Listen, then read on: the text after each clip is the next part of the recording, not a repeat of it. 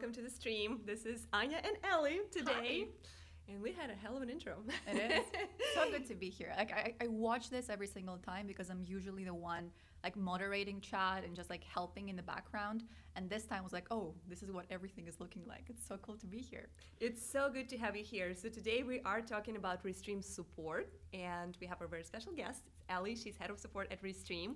And today we'll be answering all kinds of questions about Restream products, features, offerings, and also what dedicated and premium support can do for our enterprise customers. And of course, we would like to hear from you. So this is your Ask Us Anything session. So whatever you would like to bring, maybe you want to tell a story about how you interacted with support, maybe have a question that you always wanted to ask, anything about how our support 24/7 support works. Today we are here to cover all of that. So please drop your questions in the chat for Ellie, for me, for anything Restream related. And let's dive in. Let's see, first of all, who is checking in the chat. By the way, you can also let us know where you're watching from, where in the world. The regular question, every single time. We're always interested to know that. Yeah, we always want to know where you guys are checking in from, as well as what kind of content are you streaming or anything else that you'd like to share.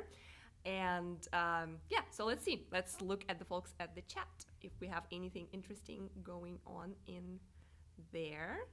I see, there's a lot of like emojis that are not necessarily... Oh no. Yeah. I get the essence of it. Yeah. So we have a few people letting us know that they are in Austin. Hi, Sean. Good to see you here. That's awesome. We have hello from Bulgaria. Max. That's Max. I'm pretty sure it's Max. Yes, should be Max. It's our Max. We love you. Thank you. We always get some in-house support. It always feels great. So thank you guys. Yeah, thank you so much. And yeah, definitely let us know if you have any questions about Restream support. Yep. But we will, as people are checking in and sharing where they're watching from and preparing their questions, we will again introduce Ellie.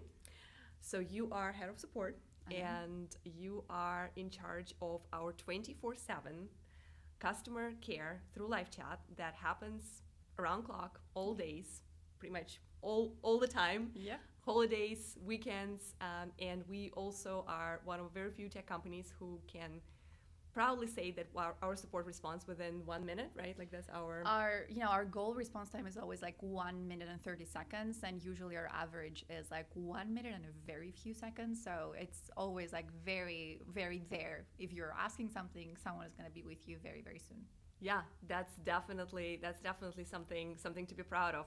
And I'm seeing a few more comments in the chat, so I'm just going to acknowledge folks who are taking the time to share where they're watching from. I see Steven is watching from Texas. Hi, Steven. Good to see you. I can see there is Glenn who is checking in from Canada. Hello, Canada. I love that. That's really awesome.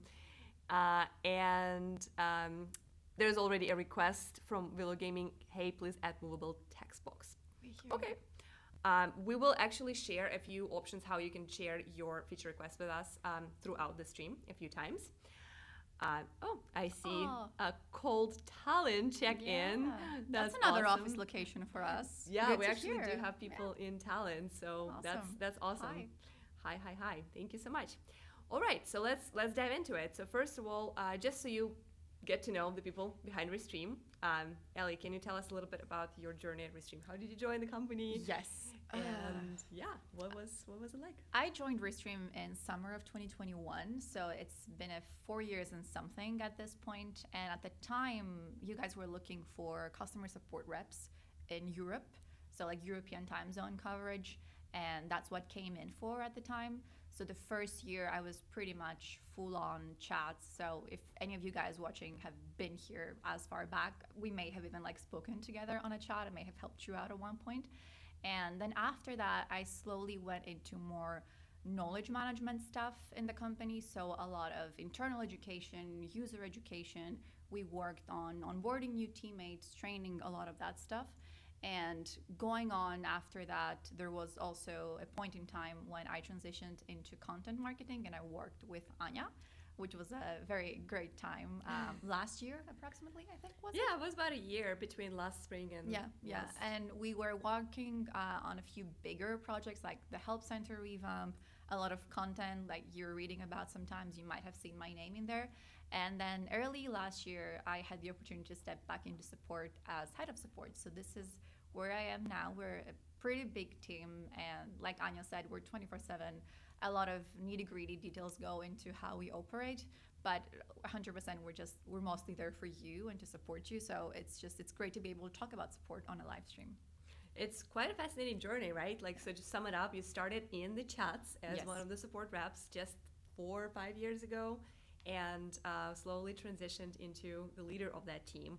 I know also Ellie is one of the youngest leaders, one of the youngest directors in our whole company, and also she is leading one of the biggest teams. I only think the engineering team is slightly larger when it comes to headcount. Our biggest teams are engineering and support, and I think it goes to show how much emphasis we place into how we're supporting creators, because you have support in the front lines and you very often have engineering in the back as well, because a lot of our cooperation internally happens with engineering. Like, you have an issue, if we're not able to troubleshoot it and figure it out in the chat, it has to get escalated internally. Engineering is the next ones in that kind of help us with that. So two of the biggest teams, obviously shipping, developing on the engineering side, but also supporting all of you guys with whatever comes up in your journey. Yeah, I think it's a good kind of like mental map of the priorities, right? Like, so we're building, and then the next thing is supporting our customers and creators, and then it's kind of like this feedback loop. It's a two-way street, right? Like, whatever comes from our customers goes through support and customer success team and gets back into our engineering, so they can work on the features that your guys are requesting, fix whatever is not working, improve, and just continue to iterate and ship. So you guys have the best experience.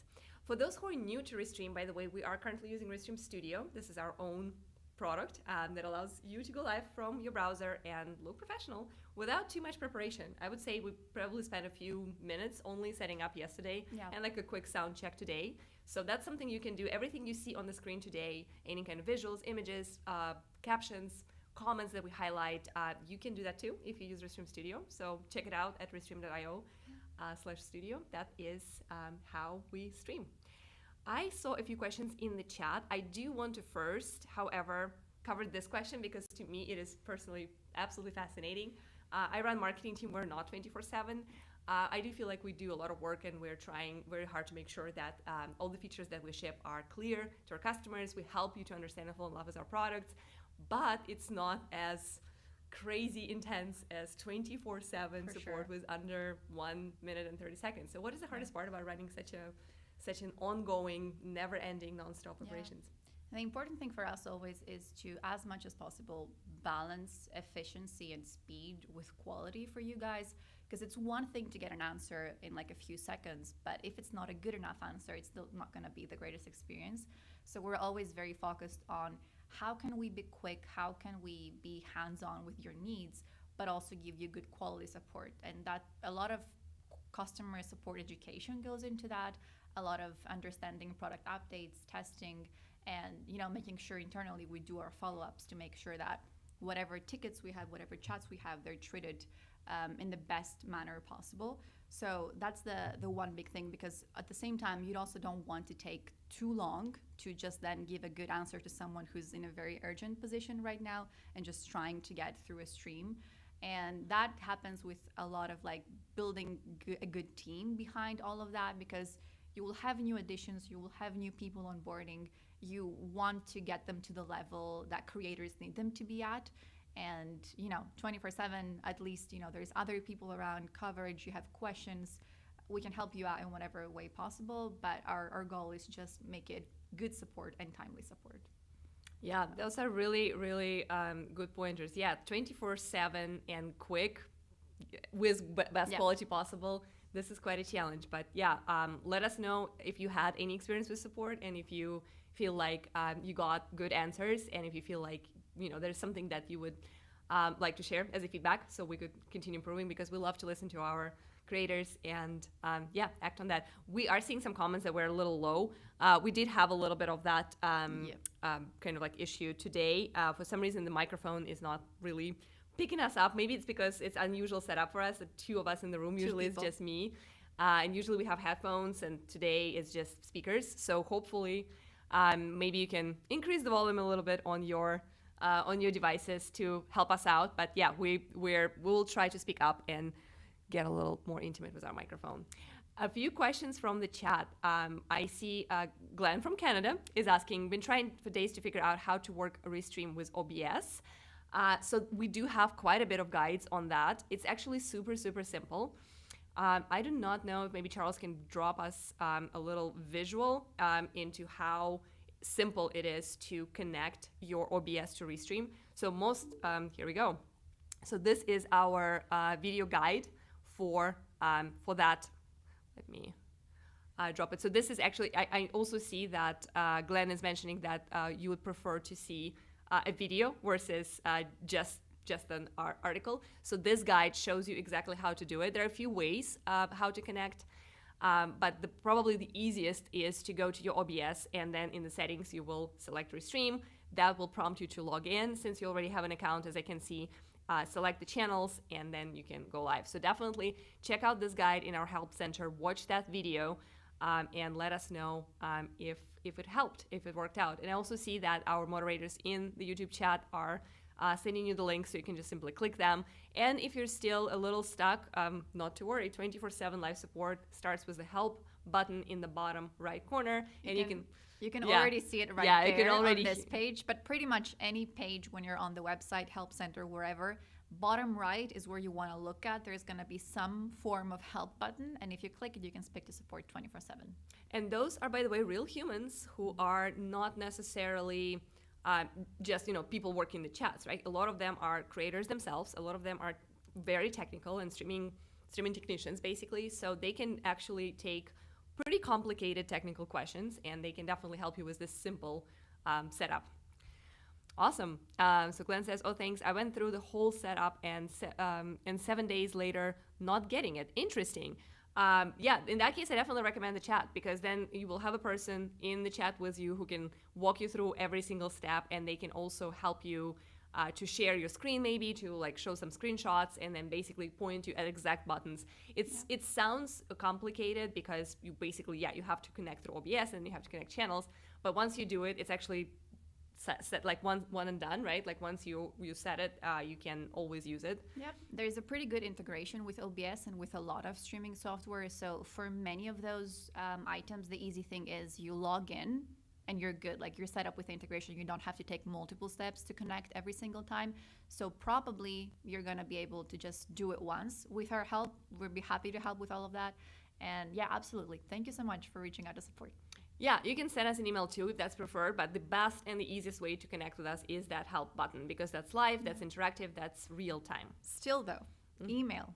In under an hour, once again, you're gonna get a response. Email is like second level priority in comparison to live chat for obvious reasons, but at the same time, within 1 hour, you're gonna have a response. We're gonna maintain the thread with you, so feel free to go back and forth. I know some people prefer email threads just to have information in a more organized way in their email, in their inbox somewhere. So if you prefer that, by all means, please reach out. We'll be happy to help through email as well. Yeah, that's awesome. I actually didn't know that it's also under 1 hour. Yeah, email too. It's just like it's lower priority than chat, because chat usually you might be reaching out in a more urgent situation. Maybe you're preferring a live stream, or you are live and you're having issues. So we have a much faster response for that. But for email, which is a bit more async for some people, we also do respond pretty quickly as well. That's really cool. Awesome. A few more cool questions here. I see that Not Phil Slash says, please add YouTube alerts to the chat panel if you can. That is a great request. I know you have probably requested that before, but I will still point you to ideas.restream.io. This is where we get the requests for all features that are not yet at Restream. Yeah. We do prioritize them based on how many people submitted or upvoted those features. Our product team, our marketing team, and our support team looks there daily. So we constantly look at the things that you guys are submitting and prioritizing based on the number of votes. So the best way to get the attention of our product team is to keep upvoting, keep submitting, and bringing it up, because if it is important to a good number of our creators, chances are we will get to it and make it happen.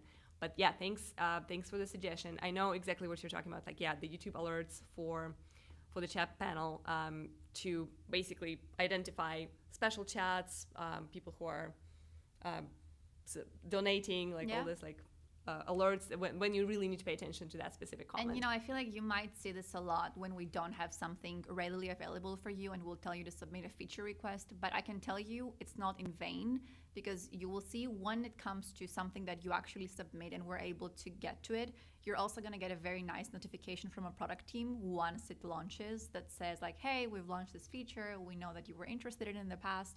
So you also get good timely notifications. So the more that you do on that end to make sure you're connected to that feature request, the more the faster we can get to you once we actually have it available. So yeah, that's awesome. I'm going to share a little bit of love for support in here. I see Pamela York says support has been awesome. They are pretty patient. I really love that quality about folks in support. They are like, you have to be, right, in order to do that job. And to me, that's fascinating, because sometimes you have difficult conversations. Sometimes you have people who are stressed for obvious reasons, because it is very difficult to go live, and when something is not working, that creates a lot of anxiety. So it makes sense that people come in and sometimes they're not at their calmest and best. What are some things that you guys use to help people stay patient in terms of our internal team and de-escalate when people are anxious? I think one thing that we do a lot, and that even in this setting, when we're doing actual live streams for the company or when we're testing internally, you always have to put yourself in the position of the customer, because me and Anya, we were prepping. We knew, for example, that audio was a bit low for some reason. We were anxious to get it right. So you are in that position to see that, another person may have that same concern. And it's really that we want you to succeed.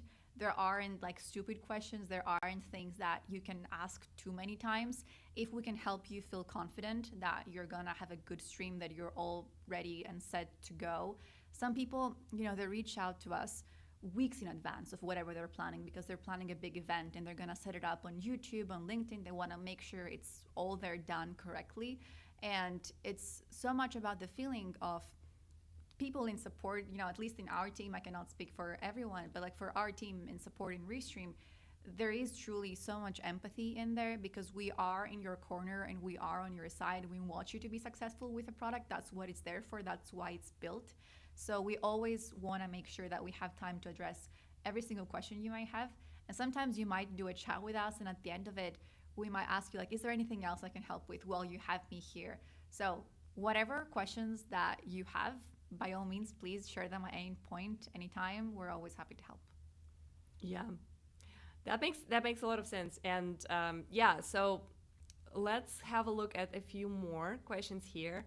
This is exciting. I see Sean from LinkedIn is checking in. He says, this is solid info, looking to maneuver over to Restream for our broadcast in the next few months. I actually remember Sean, when we met, he was working at Bethesda, and we met in person at a few conventions. So very good to see you here. Thanks for checking in. And depending on what kind of live streams do you plan to use, Restream definitely went a long way since last time we spoke, which was years and years ago, pre-pandemic, when our most popular offering was still connection to OBS and just the multi-streaming aspect of it. Now we have the studio, we have clips, we have tools for podcasters like local recordings, and basically the ability to record your interviews or demos or any kind of product launches, and then edit them and then either schedule them to go as live or just simply use them as videos. So there's definitely a lot that we've built. So check it out and let us know if we can help. It's always really good to see you. I see Amanda is checking in. She's saying, "You'll sound great." So maybe our sound is not that bad in the end. No. Let us know in the chat. I also see there's a comment here. I really like Restream and use it all the time. This is all I use. This is beautiful. So happy. Yeah, that's great to hear. Let us know if this is something, if you use OBS integration or if you use Studio. It's always interesting for us to see like what kind of products or specific features of Restream are especially helpful. And also one good thing to mention here, I know some people, they want to get into live streaming, and at first they're a bit lost. Like, what should I use? How should I set it up? So one big thing that we're also very happy to do when you reach out to support is if we can educate you in any way on your options. So the options available to you, really. So Are you a more tech-savvy person? You have a preferred software, we can help you set that up. Are you someone that wants something a bit more straightforward, or you want to be able to have guests on, so you need something as easy as Studio? We're always happy to chat about, okay, what is your use case? What is that you're trying to achieve? And what is the ideal part of our product that can help you get that done? So that's also a very big part of, if you're not sure and you don't know what your questions really are, we can also kind of like guide you through it, because we've seen a lot of use cases. We see tons of creators every single day. So we're happy to share also what we've seen work best for other customers. Yeah, absolutely. I see James is showing us a little. Hey, Hi, James. Hi, James. I'm going to take this question, even though it's a little spicy, controversial, right? But we'll take it, because I think the idea about this stream is that we wanted to be very transparent and honest and open. We love to see your positive comments and your love, but we also want to make sure that we are not necessarily like filtering out anything that's not positive and praise. So I know Marco, not personally, but we have met virtually. He has a wonderful channel where he is showing musical instruments and guitars and guitar tutorials in Italian language. Audio is important. Yeah, to Marco, audio is by all important. means. Absolutely. Yeah. That's why I'm giving this context to understand like why he's asking this question. So he says he has some problems with audio glitches on YouTube only. Facebook is okay, to the point that he had to stop using Restream temporarily and use OBS. So what I'm seeing here, and I'm definitely going to let you chime in, because you probably see a lot more of that. When one platform is working and the other platform is not, to me, most of the time, this is a sign that something is off on the platform, right? Like, because if Restream is taking your stream and your audio is perfect on Facebook, but it's not perfect on YouTube, chances are there's some settings that you need to tweak, right? It might not necessarily be that YouTube is broken or there is a problem with the platform and it's YouTube's fault, but there is an opportunity to dive into the specific settings of your account and understand if there's something that you can simply change on your computer, on your settings in Studio, or somewhere else, maybe on your microphone, physical device, to help it out. Like, anything else that you'd add to this? Because yeah, we would love to make sure that it works for you, Marco. If I'm understanding what Marco is describing and what may be happening to our stream as well, because now we're just seeing the preview, we can't know if, I hope there aren't any issues on YouTube, but if there are, apologies. One thing that we've seen a few times, and I can tell you engineering is already looking into and checking into it, we have seen a few cases of what you're describing. So YouTube specifically might be suffering, and thankfully we also have had engineering take a look into that. And we're also reaching out to the YouTube team to just figure out what's going on that end, in case there is something that they can help us that we're not seeing on our side just yet. So rest assured, it's something that whenever you report those issues, whenever we notice these trends and we see that something is larger scale and not very isolated, we always loop in engineering, and we'll absolutely do the best that we can to make sure this is addressed if it's something that's recurring for you. Yeah, absolutely. So bottom line, definitely reach out to our support before you switch to new or different solutions, because there is a chance that it's either a bug that with your help we can fix for everybody, or there is a chance that you might be able to use some help in tweaking some things. I know you're super knowledgeable about audio, and it almost feels wrong to ask you to ask for support from us, but there might be some like really nuanced things that are just related to RTMP protocols or web browser-based streaming that we could help with, and we would love to do it for you. Thanks for your question. There are some more questions here. So this is a good one. Any plans for shared backstage notes panel? Something creators and producers could use to sync use without leaving the studio. I think this is a green room question. Yeah. Is that what you're Pretty much getting to? So do you want to walk through some workarounds? So one thing that we put together in a guide, I think it was a blog post that we did last year or so. Once we released our current setup of drafts and different stream setups that you can create, we created a guide and also a quick video on it on how you can use a different setup to use it as a green room only. And then you switch yourself and your guests into your actual studio setup. Full disclaimer, we know that may not be the ideal solution for everybody, because one thing that we've also had as feedback, I think internally, is, you know, we start our countdown, we want to be able to communicate with remote guests while the countdown is playing. So this is all feedback that we've fed into the studio team, and I believe that the true green room is something that it's in our backlog right now, and we're hoping to look into more in the future. But this specific Help Center article that you're seeing on screen right now, written by yours truly, is a very good option to see whether for your setup it's something that would work well enough for you right now. If you need something more than that, trust that we are looking into more options. Yeah, I would add a few more new tools that we recently added to Studio that are not necessarily 100% the green room solution, but that are very helpful. One of them is that now you can have your co-producer in the role of hide camera, leave sound, which is one feature that we're using so extensively, even right now, even though Charles is being very silent. But in case he really needed to tell us something, he could actually talk to us. Right now, since we're live, this will be something that our viewers will also see if he starts talking. That would be interesting. That would be interesting. Maybe he'll chime in eventually. But yeah, so we also have private chat, which allows you to type and share some of the comments if it's something very short. Yeah, exactly how to create. So audio only streams is more of an opportunity to just stream without your camera. So you will just have an avatar. But hide camera and keep sound is more for co-producers so they could talk to the host. Private chat, great for short messages such as the stream is up, everything is good, you guys are sounding great, the light is too yellow, like these little things that you can fix by just reading. But we are working on a proper green room solution because it's definitely something that you would need. Last thing I want to call out is our placeholders. This is our brand new feature, and maybe Charles can drop in a little visual in here. But this is the opportunity to prepare your stream. So it's processing. Here we go, placeholders.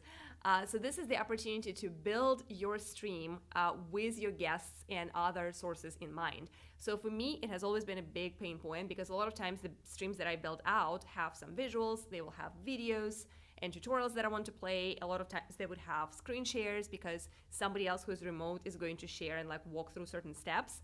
And for me to create that stream without basically assigning a specific spot in the layout on my scene was always difficult because then people show up and they kind of mess out your layout and everything looks different from what you prepared. But yeah, the placeholders right now allow you up to 10 different kind of like designated spots that you can build, and that is perfect for guests. So this is a good add-on to the idea of, okay, I'm going to have 3 panelists, 2 will appear right away, the other will join later, and one of them will leave. So you can actually build out the scenes in such a way that you prepare those slots and people will fill them in. Yep. Again, not quite the green room, but something to give you a little bit of control as you build the stream, and then more kind of you see exactly what you will get on the live stream when your viewers start watching. So and I think we're also sharing a lot of options right now, and I think the one good thing is if you want to chat with support and give them a bit more information about your specific setup, like how you plan to conduct your stream. Do you have remote guests? Do you have people on site? How's it going to work for you? If you give us a bit more information like that, we can always tell you, okay, we may have like 5 different features for this, but this is the one that might work best for you for your use case. So we're also very happy to do that when we understand a bit more about what is your setup rather than just give you general directions that may not work for some people. Yeah. So if you want to chat a bit more about that, feel free to reach out anytime. Yeah, that would be great because sometimes the solution for your specific kind of use case can be not what we think or what you think the solution could be, right? Because we're all comparing tools with something else that we used in the past, right? But sometimes we see a lot of those use cases, right? We have over 10 million creators in our ecosystem of Restream right now. That's a huge number. So that's a lot of different use cases, and that's a lot of different things that we see. And a lot of times we can say, okay, so you're just trying to talk to your co-producer, right? So like maybe the best way to achieve that is just to have something, just like Slack on your phone while you are actually streaming. So those pro tips and like interesting workarounds is something that's also available at Restream Support for free for everybody. That's awesome. I do see a lot of awesome questions, and I will take this one from Michael from LinkedIn. If you're just getting started with a streaming setup, is Restream a good entry point? I would say yes. I mean, I can tell my story. I started streaming when right around 2019 / 2020 when the pandemic started. You were early to the game. Yeah, I was pretty early to the game compared to now, but also was pretty late to the game compared to people streaming on Twitch and YouTube for years and years before.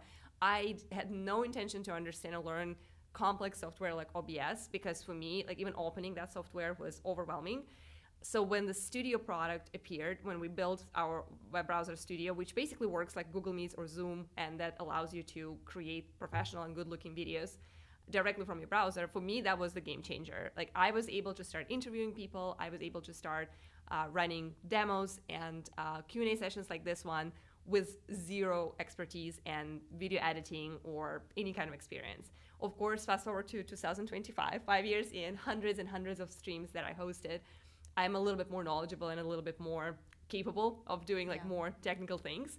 But I think this is a good example that someone who had never started software or streaming or like cameras or microphones before, I was able to learn very quickly. And most importantly, just tell my story and share my message with my audience. So I would say a Restream Studio is a great starting point. And especially since you're asking this question from LinkedIn, I'm thinking that you're probably going to stream something professional, maybe for your LinkedIn followers and your professional audience. For that, a Restream is excellent solution because Restream is one of a very few approved partners to stream on LinkedIn Live. There are only five total companies that allow you to do that.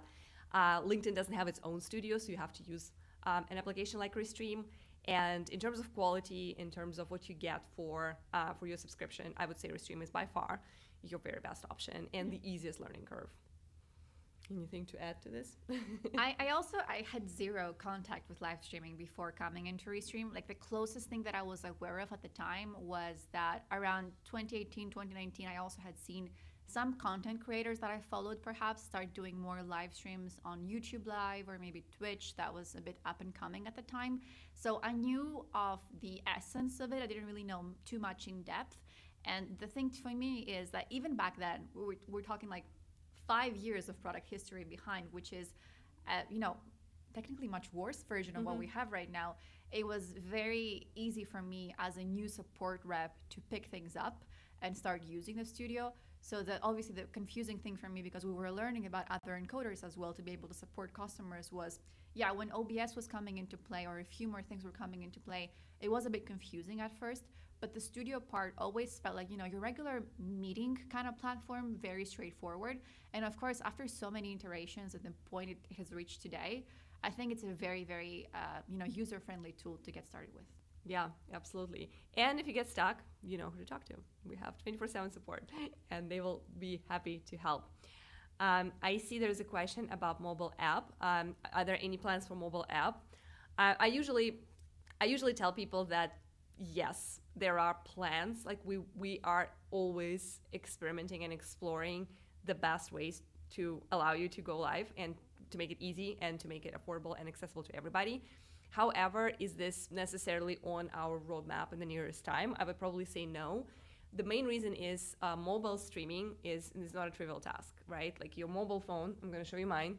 It's a pretty small thing, right? Like it doesn't necessarily have a lot of power to run real-time video, high quality audio, and especially interactive elements like chat, maybe some other visuals that you want to show.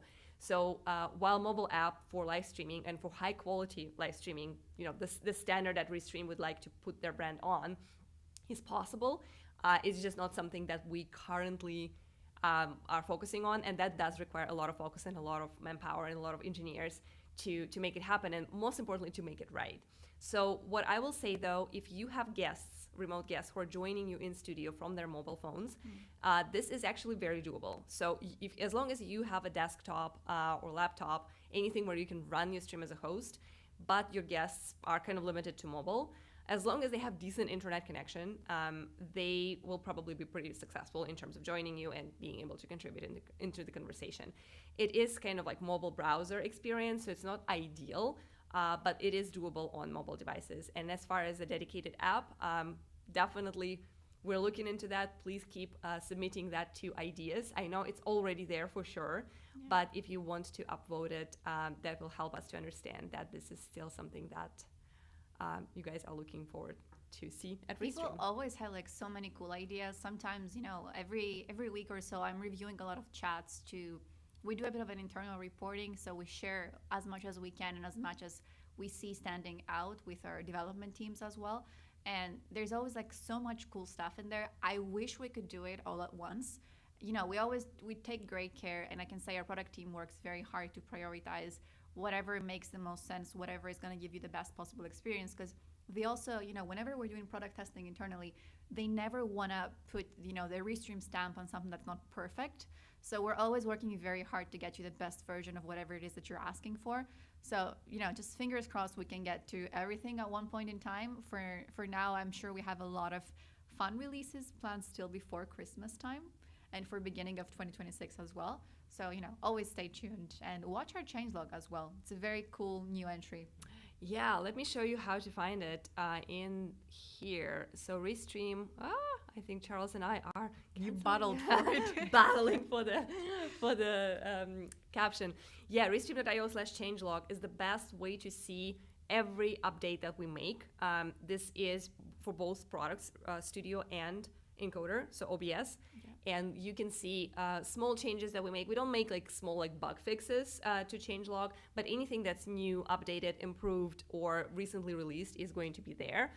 You also can keep an eye on our social media. So we do post any major updates on our X, LinkedIn, and YouTube videos produced by our very own Charles are also happening as guides for those features that we feel like you need a little bit extra help to understand how it works and how to accomplish it. So follow us on all of those channels for the latest information, and make sure to check your inbox because our email newsletter happens every month. We stopped sending blasts for every single new feature. We're now kind of combining them into a monthly newsletter, which gives you like a nice little roundup of everything that happened this month. And most of the time it's like our major features and some tutorials, some materials that you could be using to level up your live streaming. And it went out, I think, the last one a couple of days ago. So if you haven't checked your email, it's a good time to do so. It's a good time to do so. There's more in there. Absolutely. So many more awesome questions here. I'm just going to call out this comment from Steven. I think that comes back to our conversation about the green screen, that recently we also allowed source control for hosts to be able to switch from the wrong camera and mic. This is a pretty amazing feature. So how it works is if you are a host and your guest joins and you see that their microphone or their camera is clearly wrong, you can now remotely access their settings in Restream Studio and change their camera on mic from, let's say, their laptop speaker or their headphones that might not be ideal to a better microphone. Of course, they still have to have that microphone and they still have to have it connected in order for you to access it. But it is something for you to get a little bit extra control and like being able to see what's possible, switch around, test around a little bit. So if your guests are joining a little bit before you start going live, that gives you a lot of opportunity to sound check, visually check, and help them without necessarily asking them to go through a bunch of troubleshooting steps, like sharing a screen or showing the screenshots of what they see. It's such a small thing, but it's so impactful because one thing that we're always noticing in chats as well is sometimes when those issues come up, we see the host is opening a chat with us and the guest is opening a chat with us, and like two different people talking to another set of two different people, just like trying to realize what's happening. And I feel like this is going to be such a game changer for so many producers and hosts. So I hope you guys enjoy it. It's definitely, we were already trying it earlier today. Yeah, it was fun to we literally did, because we have a bunch of microphones here and we're like playing with several different cameras and maybe an extra camera as an extra angle, because we have a small surprise for you in the end. So stick around to the end of the show. And sometimes it's difficult when you are looking at the scenes, trying to think about what you're going to say on the stream, and co-producer, especially if you have one who's behind the scenes and kind of like helping you to moderate, to just be like, okay, don't worry about it, I'll fix it, I'll just change it. So, and he can listen in which microphone actually works better, and then basically make a decision based on what they hear, compared to us trying to guess what's the best option. So this is how it looks right here on the image. It works for both cameras and microphones. So two most critical things that you have on the stream can be now controlled by the host. Good stuff. All right, we are absolutely loving these questions, so keep bringing them on. We just want to make sure that this show is for you. This is live Ask Me Anything with Ellie, head of support at Restream, and I'm Anya. I'm your kind of constant host here at Restream as well. We're hosting from Austin, Texas today, and please keep your questions coming so we can answer as much as possible. Is this even live? Says Alicia. Yes, it is absolutely live. And the best proof of that is that we just took your comment and called you out, which could not be pre-recorded. So it is live. It is going to be available for replay if you are missing parts of that and you want to come back. And we'll also make little clips from this show, and we'll make a little cut down recap. Very cool thing though, even if you want to do a pre-recorded stream at one point, because you want to do like a product launch, or you want a very perfect thing that's going to air online, you can still interact with your chat even while the pre-recorded stream is live. So you can still respond to comments, you can see what people are saying. You're obviously not on screen and just taking the comment like we did, but you don't need to lose that community interaction even if you want to play something pre-recorded. So upload and stream is another great feature that we have that covers that. So feel free to check it out if you're part of an audience that is interested in that kind of setup. And I think that right now is the best time for that kind of tool, because the holidays are coming. Definitely. And most of us probably do not want to be live during Christmas. And this is the opportunity to pre-record and create content, then launch it to appear as live on social platforms like YouTube, LinkedIn, Facebook, X, and many others. However, you have two choices then, right? Like you can just stream it live and let it play out, right? And let the community and your viewers interact with each other. Or you can jump in and actually, like Ellie was saying, respond to some comments, but you don't have to be on camera, right? Like you can just be in your slippers under the Christmas tree and like quickly respond to some comments to make it a little bit more interactive and more kind of present. Really good stuff for demos if you really need to record something. So this is very raw and this is very real because we did not necessarily prepare. We don't have a script. We don't have teleprompters. We're just kind of interacting with you as you come in. But for some formats, this is not the best, right? Sometimes you really need polished and structured flow of the conversation. So you can definitely do that with Upload and Stream and still be live. So it's good stuff. I like this question because I think it is kind of like, it's also a nice segue to the next question that I'm going to take. Any chance we'll see any AI-powered layout adjustments and auto-fix bad lighting or framing when guests are joining with poor settings? So one part of the poor settings for guests is, again, the opportunity for your host to control those settings. There's not much you can do in the world of live streaming if the guest is joining with very poor light, with very poor camera, with very, very weak internet. However, there is a trick, which we will cover in just a minute. However, AI-powered layout adjustments is a really cool idea. We are currently looking into the opportunity to bring in AI-powered, like AI-generated backgrounds, because we know that the graphics and the visuals are a big pain point, right? So we are fortunate to have super talented designers who are helping us to create visuals, but we understand that not everyone has necessarily a design powerhouse at their hands. So we are thinking about introducing some AI-powered overlays, layout, and backgrounds to basically help you generate whatever you can think of. That's definitely on our roadmap. In terms of adjusting layouts through AI, kind of like a co-pilot thing, I think it's a great idea, and I think you should definitely submit it on ideas. Let me show you the place one more time. Ideas at restream.io. If we don't have anything like that yet, definitely feel free to share it, because I think it makes a lot of sense, right? Definitely. Like a lot of things I feel like that people are interested right now is not everyone wants generative AI, and by all means, not something that you have to use. Other people are more so interested of how can I use AI to power my workflow and make things simpler for me a bit more. And I think that's what many companies are looking into right now in terms of how do I simplify the steps that people need to take to set something up or to make their production a bit more powerful. So definitely, like even for us sometimes, like we're setting something up and now with placeholders, layouts are a bit more predictable and everything, but at the same time, maybe you don't want to think about it too much. You don't have time to set it up, and something like that could be very, very good for people that are, trying to get something efficient down very quickly. Yeah, I think it's important to also kind of like pick your path and philosophy, and Restream is definitely in the team of AI is good when it's a tool, right? Like when it's helpful, like computers or typing machines, right? Or cars. It's not necessarily AI for the sake of AI. So we do want to honor the creativity and the ability for our creators to be unique and to create this unique content that is just them, right?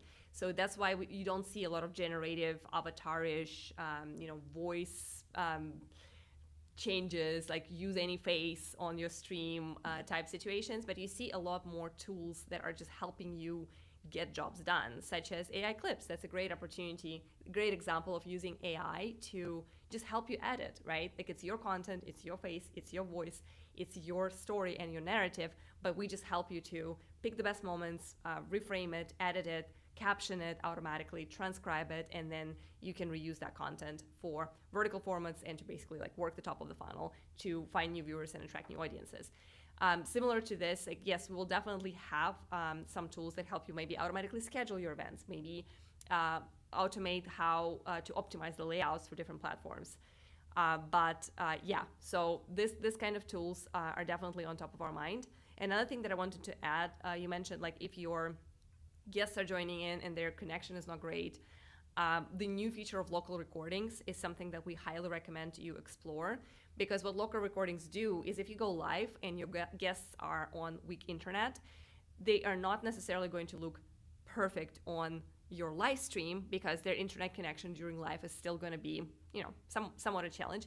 But if you enable the local recordings toggle, as you can see here on this image, that allows us to record, to basically ask their own devices, their computers, their desktops, to record the conversation, their voice and their audio and their video locally, and then very carefully upload it to Restream. So by the end of your show, maybe a few minutes later, you will have the local recording that was done on the original device, completely independent from the internet, uploaded to you. So for repurposing, you actually have way better quality.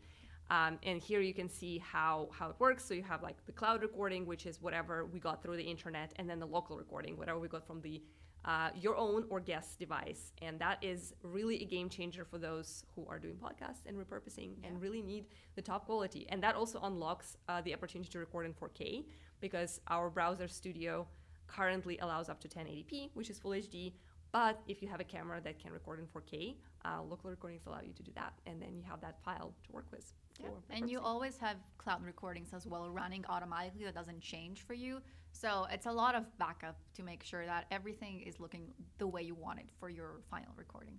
Yeah, it's really something that we're trying to constantly innovate and look into balancing, right? So your live streaming and your live video is always our priority, but we're adding more and more features and more kind of tools for you to see Restream as kind of like a one-stop shop, one platform where you can do most of the things together. And on that awesome moment, I would like to take the question about what can we expect new in 2026 from you guys. Open roadmap. We don't have like that is primarily that we.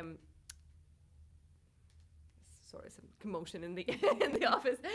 That we just constantly listening to the market. We're constantly listening to our creators, and a lot of times we don't have the exact knowledge of what is going to.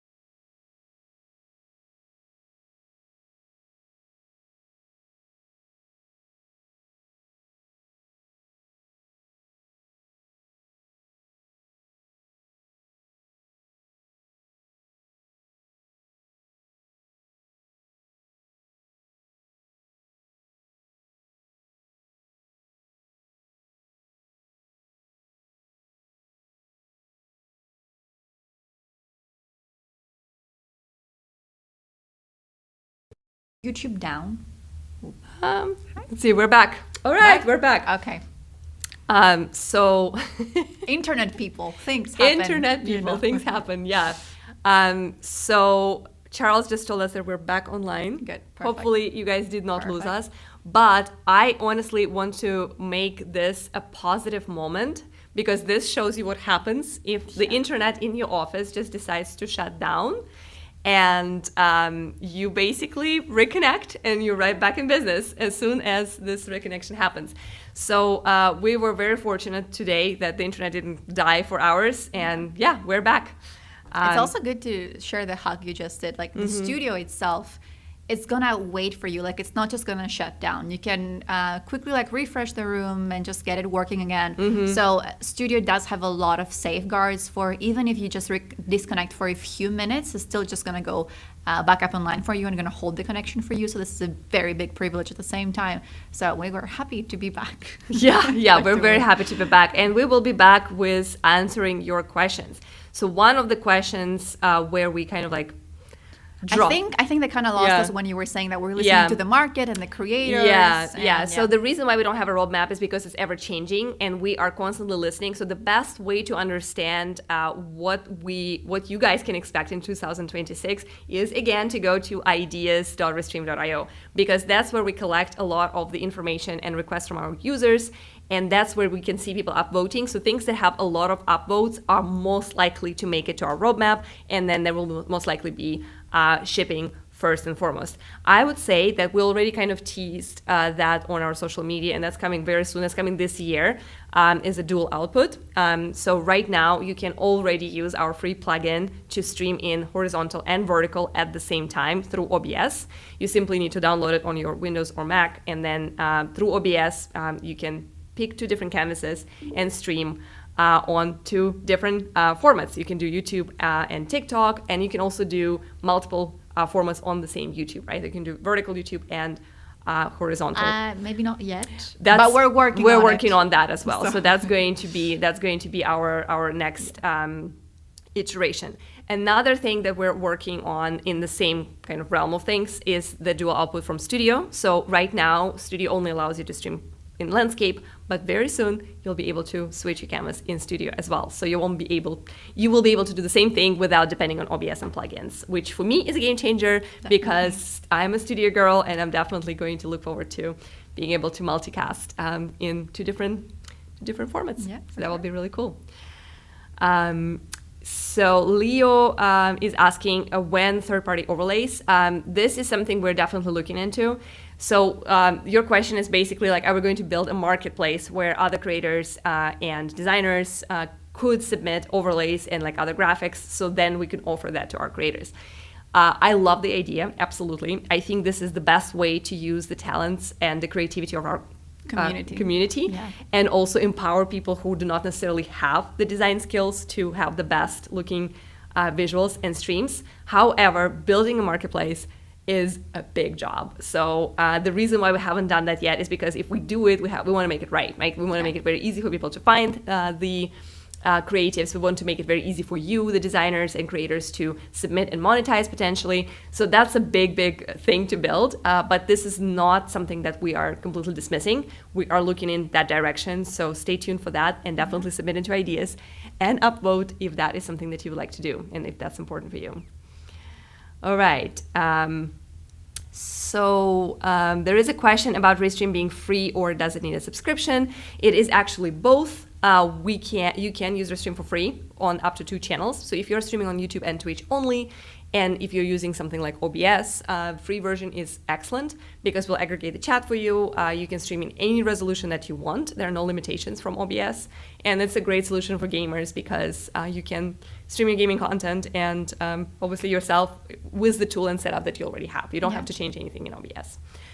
But subscriptions exist for people who are interested in more advanced and premium features, such as using Studio in higher resolution. The same local recordings that we mentioned earlier is one of our paid features.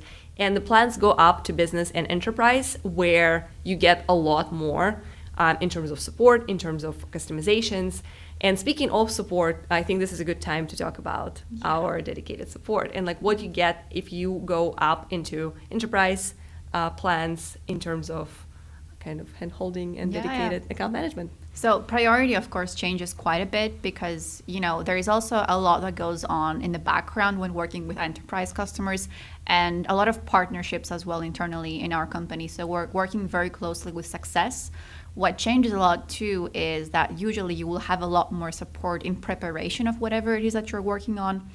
We will have information from customer success very often on what your setup is like, what we should anticipate, when is that you're having a very big stream, what to watch out for during that stream. We very often also have like an open placeholder chat in place with you so that you can follow up before the event starts or during it if something goes unexpected. So there is a lot of an attempt to, also like prevent everything before it ever reaches the point of becoming an issue, and of, just like knowing the customer a lot better to be able to support them in an effective way. And of course, in terms of, priority and urgency, enterprise customers do have a higher level of priority in terms of how those chats get assigned to us and what we look out for.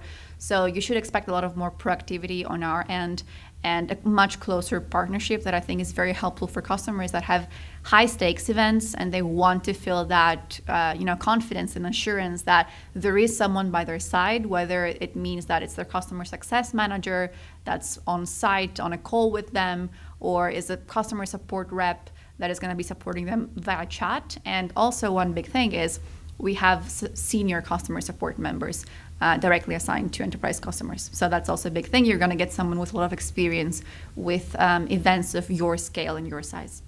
Yeah, and I think you mentioned the testing and basically preparing for the stream for high stakes events.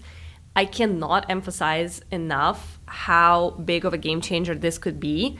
If you have an event when you are investing potentially hundreds of thousands of dollars into the venue, into promoting, advertising, getting the best speakers, getting the branding, getting everything together, and then that super crucial element of bringing it live to the audiences that cannot be physically in your venue is where you kind of like drop the ball. That is not something that we recommend doing for high stakes events and for like really important conventions, events, demos, conferences. I would say having someone from Restream to actually dry run, test, show up, be on call literally during the whole event and like watching and making sure if there's any minor technical glitch or any minor technical thing, they're jumping in proactively and helping you to resolve it, is that could change the event from being like, okay, the event went well, but the live portion was very stressful, to everything went flawlessly and everyone had peace of mind. And that's a big thing. We want you to feel confident before you go live. From individual creators to big businesses, that's a very big thing for us because we want you to succeed. So whatever we can do to help with that, we're absolutely going to do it. And the more you give also yourself time to prepare for these kinds of events, like if you know something is happening in a few months, it's not too far away. It's never too early to start. So also we have an amazing sales team and success team that can, you can start those conversations, see what you need for when, figure out those deals together, and then just have a lot of support on the weeks and months leading up to the actual event. Yeah, absolutely. A lot more questions came in, so we'll try to run through a few more. Any plans to add live captions to live streams? So most platforms already have live captions baked in, and this is the reason why this feature has not been a priority for us just yet. However, also something to submit to ideas if that's important to you. I would say between YouTube, LinkedIn, Facebook, the captions that already exist there, they do very decent job, and because they are, of course, automated. For some of our enterprise offerings, I think you can upload live captions through like SRT protocol. So there might be some solutions if you're doing something like TV scale professional. Yeah. Some platforms have some options like YouTube, depending on the latency you select, and some extra settings, they do make it possible. But again, that's also very platform dependent, because if you've been with Restream for a while and you've tried a few platforms, you'd know one very big thing is each platform may treat certain features or settings differently, and that's always going to be a question mark into how we can implement those things best for everybody. But yeah, YouTube is one of those platforms that does have an option for you to send your own captions into the stream. Yeah, and I do believe that, well, LinkedIn has that option, but I think for already like recorded video, closed captions that you can upload. Yeah, but they also have the automatic ones. Yeah. Great question.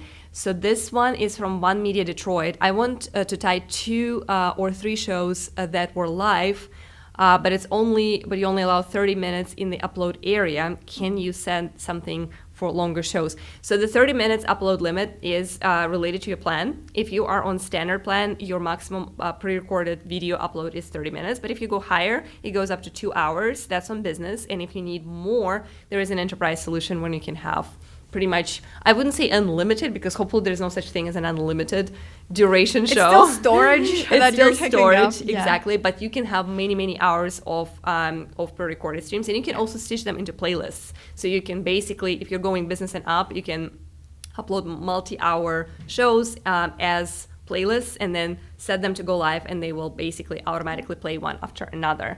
So if that's something you guys do professionally, reach out to our enterprise and they will help you out. I see the question about AI clips. I would love to learn a little bit more about what you mean by half-baked. So the question is, we opted for AI clips and it's half-baked, so how can we make it better? It really depends. I just want to say that AI clips really depend on the type of content you produce, right? If you are doing talk shows, interviews, product demos, launches, where there's a lot of speech, AI clips work like magic. We're using them all the time. If you check out our LinkedIn or X, after every stream we do post one of our favorite highlights. We will definitely do it after this one. And currently we are also working on offering live highlights. So basically you can get little clips and highlights happening while you're still live. Super cool for big events, conferences, like think your Apple events, or sports games, when you want to show like this like super important and exciting moments while the game is still continuing. However, if your content does not have a lot of speech, the AI clips really depend on the transcripts. So if there is nothing for Restream AI to identify as content, as speech, it's going to be a little bit harder for us to understand what are the best points. So if you want to elaborate on that question, we would like to hear it. If you are using clips for podcasts or for like speech-based things and they're not necessarily meeting your standard, the best thing to make them better is to let us know what's wrong, right? Definitely reach out to our support and report any kind of issues that you're experiencing. They go directly to our clips team and they will be able to address them. It could be a bug, it could be a little thing that we can just recommend to change settings, but we're constantly improving them. You are right, the feature is new and we are we're super open to feedback. Same thing with local recordings, and generally anything you see that's new, some things are just new, some things are new and in beta. So whenever you see something that's catching your eye but it's still fairly recent, we're always keeping an eye out for feedback. So the first few months of something being out is a very good time to share whatever your thoughts are, whatever your experience is, because we're very actively like working on making that better. We don't ship something and just like stop there, like it's out there, whatever it's gonna do. No, we take a lot of care into making sure that we can improve it once it's out too. Yeah, and there are a few follow-ups here too. I don't think it's related to clips, but they're just questions about multi-streaming, I guess. How can we stream at the same time onto 2 YouTube channels? You can. Yeah. It's very easy, and you simply need to be the owner of both of those channels, and then you add them as your channels, as your destinations. Another way to rebroadcast your events or your streams to other YouTube channel is a feature called pairing. So if someone else, for example, your guest speaker or your panelist, owns a different YouTube channel and you want to send the exact same stream to them, you can share a paired link. So when you invite guests, there is a little toggle there that says share this guest link and allow them to rebroadcast this event.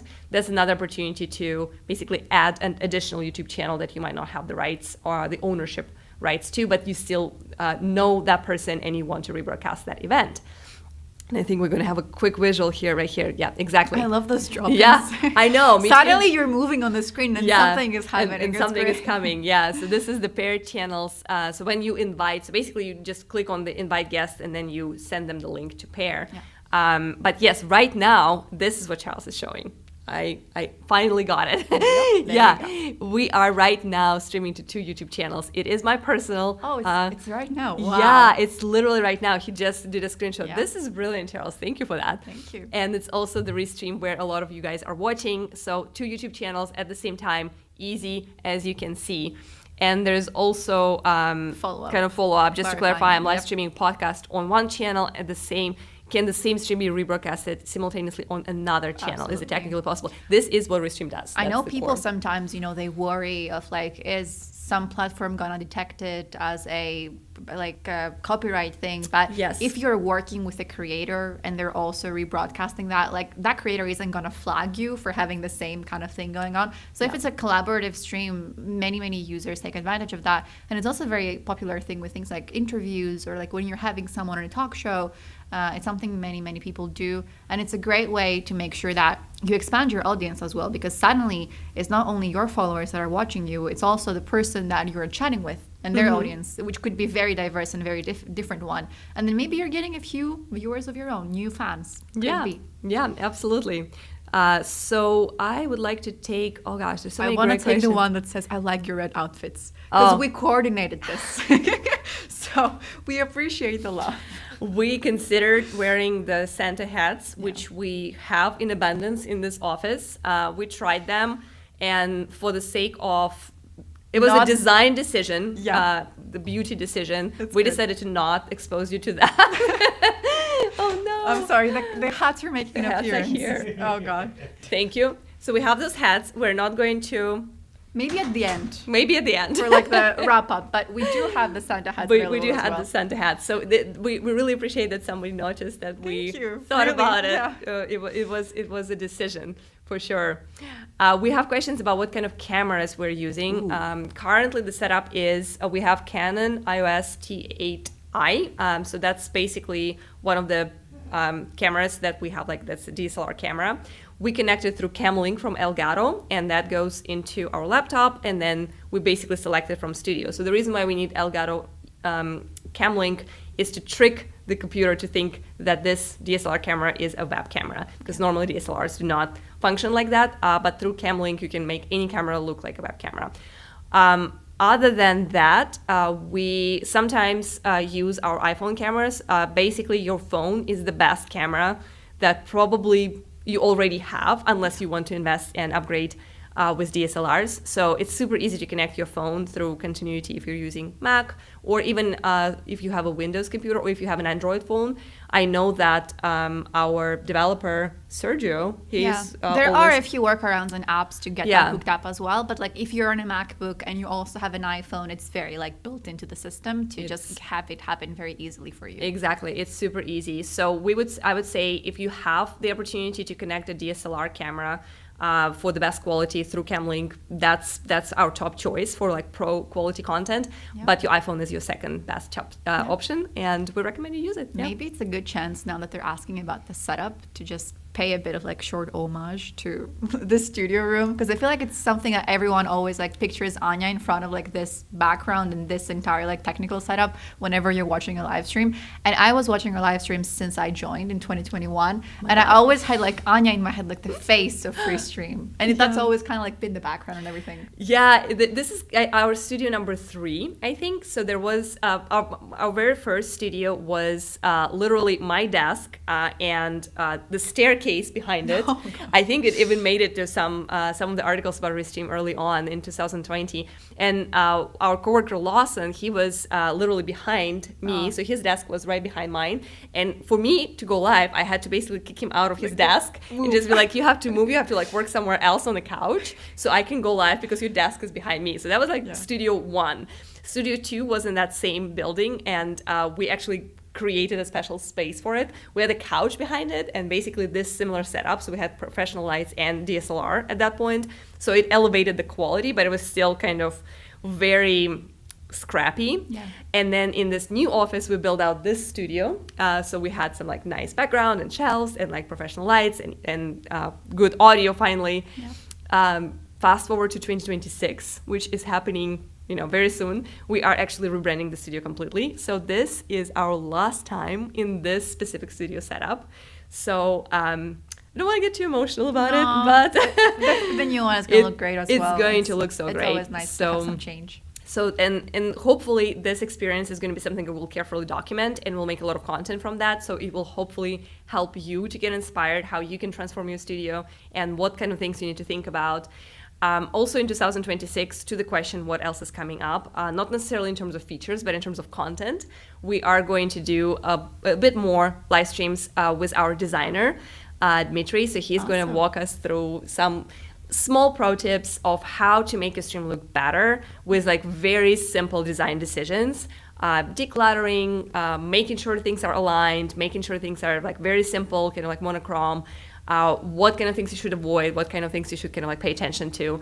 Small little tricks that can take your live streams from okay to like really great without too much investment into your gear, your backgrounds, decor, and things like that. So stay tuned for that. That's coming. A little bit extra love for you. The best part is your customer support. I don't think people understand how heartwarming these messages are, no matter where. Sometimes they post it on social media. Sometimes they leave it as feedback when we're wrapping up the chat and we're sending you a survey to understand what your experience was. Because it's not an easy job. Sometimes it has a sense of urgency. Sometimes you can feel very stressed while doing it, while trying to help someone through a difficult moment. And it's such a great reward for our team to read positive words from all of you whenever you're in touch with them. So we're always very thankful for your nice comments and your positive attitude when you're coming in about an issue, because we know how stressful it can be for you in that given moment. And all we want absolutely is to help you. So thank you for working with us, and thank you for the love always. This is so important. And I know sometimes we get these comments, like the ones that sting the most, when people are like, oh, Restream Support doesn't care, Restream team doesn't care. Like those are the ones that like hit the hardest. So don't do that.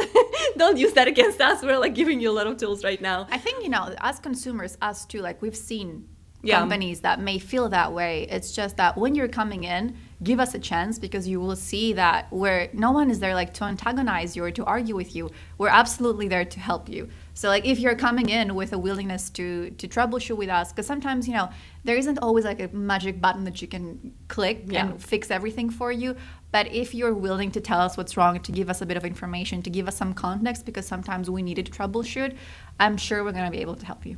And just to give you a little behind the scenes, so Ellie's head of support, and I see her in chats, like looking at the specific chats, jumping in, making notes for support reps, reviewing the conversations all the time.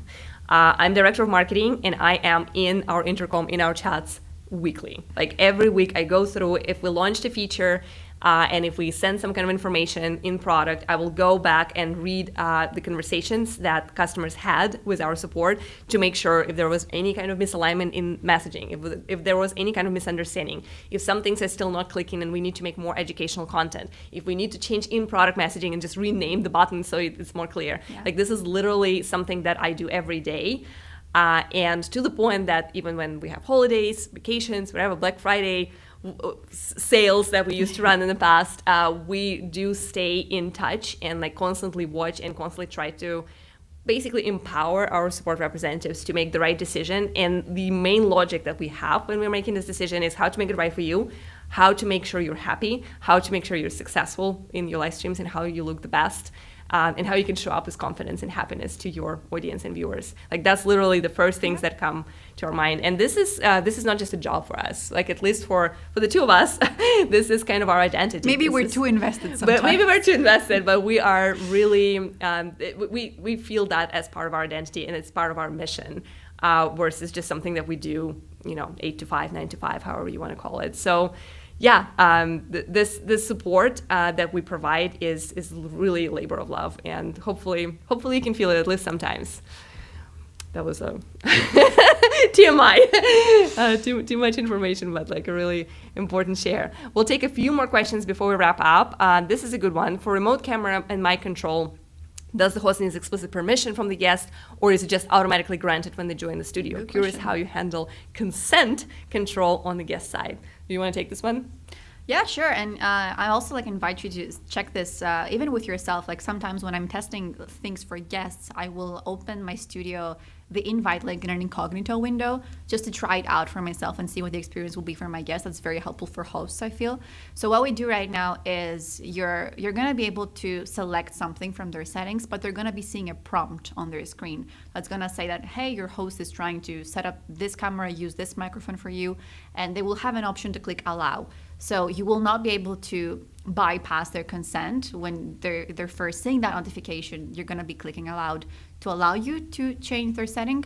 Once they do that, you can continue making those adjustments without them having to confirm them every single time. However, that's also something that we're still taking feedback about. If you feel like there should be this allow option every single time you're making a change, let us know. That's one thing I think our product team was interested in learning more about. But for now, it's the first time that they're not caught off guard that, oh, why can the host do that? You will they'll see notification, they can approve it, and then you can continue helping them through the rest of their options. but that's the experience on their side. Yeah, so we're trying to make a nice balance between the guest still has to give you permission, so you do not accidentally change something that they did not want you to have access to, but at the same time, we make it like a one-click decision, and once it's decided, then we don't ask continuously. Good stuff. I would love to take this one real quick, and I hope you know the answer because I have an idea, but how many paired links can you share? So the link is one, right? It's only one link that you send as an invitation to be your guest. How many channels can you pair through that link? I believe it is 10 per. So depending on the setting, your guest, when you're sharing it and they don't have a Restream account, they're just here for the first time, they automatically through that invite link get the option to add up to 3 channels for free. If, however, you're working with someone that already has a Restream account, it's another like Restreamer, and you guys are doing a show together. If they already have a plan of their own, that plan, so if they have like access to 5 channels, 8 channels, it's also going to go through. The maximum that we have set up, I feel like, is a loose limit of about 10 channels per guest with a maximum of about 10 guests. So about 100 channels total limit for the stream as paired channels. But usually I don't think people go that high. No one thing is, if you have a no Restream account kind of person, they're going to get 3 for free. If you have someone that already has their own paid plan, their own limits will apply, so they will get even more than that. Yeah, so I would say on average we see around 10 channels typically paired. And again, remember, it's one link. You're sending it to however many guests you want, and those guests on free plans get 3 channels, and those guests on paid plans get however many channels they are paying for. Great question, thank you. I see, so there's another question here. I didn't really read it, so hopefully it's a good one. Green room vibes. Green room. When will we make it possible to run audio and video behind full screen on a panel?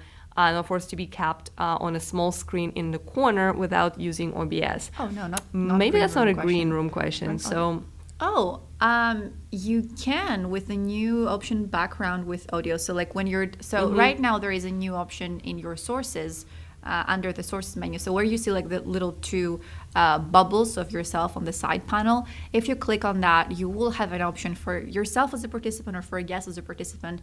You can full screen some kind of like media element, maybe a presentation, maybe a shared screen, and then only keep the audio available for that participant and not their video. So that is an option right now. Perhaps that's not something you've explored yet. I think we can also share moderation. Please share the link to the Help Center article in the channel. That would be very helpful, I think, but definitely something that you can do at this time if we're getting the question right. Yeah, and feel free to elaborate, and again, help button if you want to really walk through this on your specific account. We can definitely help you through it and help you set this up. This question, I love people who are streaming outdoor stuff. New user, want to live stream my fishing trips. This is exciting. To multiple platforms, would it be best if to use the video on my phone, vertical or landscape? So I'm going to make an assumption that your fishing trips are happening in places where you don't have great internet. Maybe you have. In that case, it doesn't really matter. You Middle of the lake, great Wi-Fi. Middle of the lake, great Wi-Fi. You're in luck. So you can actually do whichever option you prefer. So as we mentioned earlier, we don't have a mobile app. So mobile experience is basically your browser. But you can totally do it. You can start your studio stream. You can do it in vertical or landscape. We have 2 orientations in studio that you can choose from. So as of today, it's going to be one or the other. Very soon we will be offering dual. However, probably not from the mobile and probably not immediately. And again, just think about your internet connection being one of the main kind of like drivers of what kind of quality you're going to get. I do have a workaround for people who want to stream this kind of adventurous things, and I actually tested it myself because I love hiking, and most of the time places where I hike have 0 internet. The things that work for me the most and the best would be to film videos on my phone while I'm hiking, and then once I get to a place with internet, I could basically I could stitch them together in a playlist and stream them as upload and stream, so pre-recorded video coming live. So for most of the time, the experience of being in those places is more valuable than sending and broadcasting it right at that moment. So for me, that was the best workaround of basically filming it on my phone, then creating a pre-recorded stream and sending it live a few hours later. And for the aspect where it says like vertical or landscape, I think I would say from my experience, it's much easier for mobile platforms to adjust to a landscape stream than it would be for a desktop first platform to display a vertical stream. So in your case, for now, I would recommend starting with a landscape stream. And then when we have dual output in studio as well, it would be a great time to experiment with both. But for now, it's going to be, if you do landscape, we're going to auto scale it for your Instagram channel, for example. So it's going to still show up in a nice way. Yeah. So I would say landscape to start with. That's a good tip. I think I am going to maybe get a few questions with love. Ooh, wrestling shows. I use Restream for my wrestling shows. Very helpful. This is so cool. Tell us more about it. What kind of show and what kind of features do you use? Do you use Studio or OBS? It's always good to know. Thank you for the good info. That's always great to hear. And this one, another little love. Thank you, Restream. It's definitely been a game changer. This makes our day. This is the most important things that we can possibly imagine, and this is so good to hear. Thank you so much for your kind words. I think this is about time to wrap this up. So we are going to go ahead and so if you have more questions, just to give you like a little housekeeping. If you have more questions for us, you are welcome to leave them in the comments. So this is a live chat. On YouTube, unfortunately, it disappears and it doesn't allow us to come back and respond to it after the stream is over. But it has comments on the live replay available at the bottom as a regular video. Exactly. So you have comments for this video, and if you still have questions that you would like Ellie and me to answer, please don't hesitate to comment, and we will actually come back today and look at them, because for me this is the most exciting part. After the stream is over, I like to see the comments, and both Ellie and I usually do a little digest of like what kind of things people brought up, what kind of feature requests and conversations we had, because it really helps to feed that back into our product team. On top of that, we will definitely do little clips out of this. So clips is another opportunity for you to kind of see how they work and also comment and ask questions that were covered in that clip. In addition, if you are on LinkedIn or Facebook, those comments will stay there. So we'll come back and respond. So please continue submitting your questions. And if there's something super specific to your account or your setup, please click that help button and let Ellie's team take care of you and help you out today. And as we go to our next scene, this is going to be a wrap.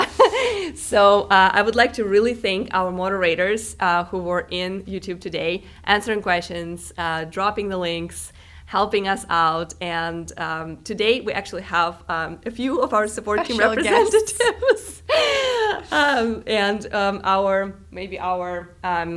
customer success, maybe and also ex-customer support. Anyone who wants, we would like for you to come in and join us right now and wave and say hello to our viewers. And Charles, please come too, because I know you didn't want to. Everybody. Come on, everybody. Office opportunity. Let's have this party.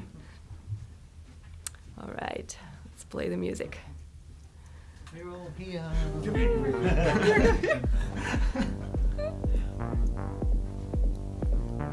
That's so cheesy.